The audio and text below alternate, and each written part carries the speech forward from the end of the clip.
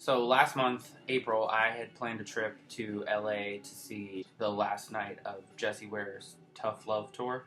She unfortunately didn't come to Texas on this tour. I was getting out to LA somehow because it was the last show. I didn't want to miss it. She's one of my all-time favorite artists. And then I felt like I had to wait forever for her to come tour the States the first time. The first night of that tour for Devotion was in Dallas. It was an after party, so I got to drink with her and hang out, and I got to meet her. You know, some artists, you see them live, and it's like, nah, okay. But with her, it was just, I mean, like, next level. And I know I sound like a total dork and a fanboy, but it was an incredible concert. I was so stoked.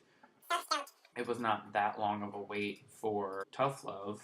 I had no other plans other than to see some friends that I have out in LA. Some exciting things for the future kind of happened that week while I was out in LA, which was completely unexpected. It kind of felt like, although I planned this trip around Jessie Ware's concert, it definitely felt like it was meant to be, which sounds super, super corny, and I know it is, but it's true. And while I was out there that week, I saw Vicky Vox perform at the Abbey.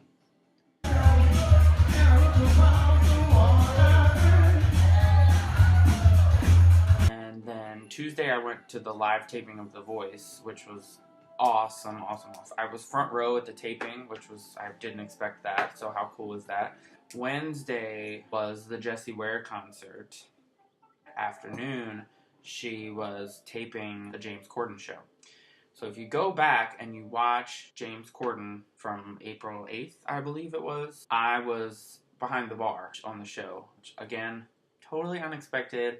And I definitely wasn't thinking that I was even going to be on camera, and I definitely was. And during Jessie's interview, you can actually hear me wooing. James Corden said something about how she didn't need to, like, fast or die because she looked so good, and there's this really loud, obnoxious woo from the audience, and it was me. There's no reason. No, I started it. He certainly is right. Yeah. I started it. So that was my claim to fame on James Corden. But it was incredible. It was one of the best concerts I've ever been to. And not to sound like a snot, but I've been to a lot. Live music has, on more than one occasion, absolutely saved my life and impacted my life in ways that I cannot put into words. A lot of her music kind of just resonates with me on a personal, like, connection level, and the way that she writes lyrics and emotes them vocally, it's in kind of a really special place with me.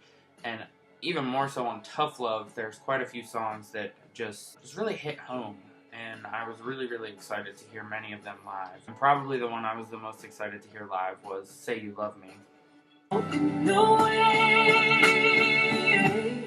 And I not only got to hear that live at the concert, but she also did it at James Corden. I was there with a friend of mine from LA, and we both had just an incredible time. I have enough good things to say about the show and about her performance. And she said on stage that she was sick, but I never would have guessed that because she sounded absolutely incredible.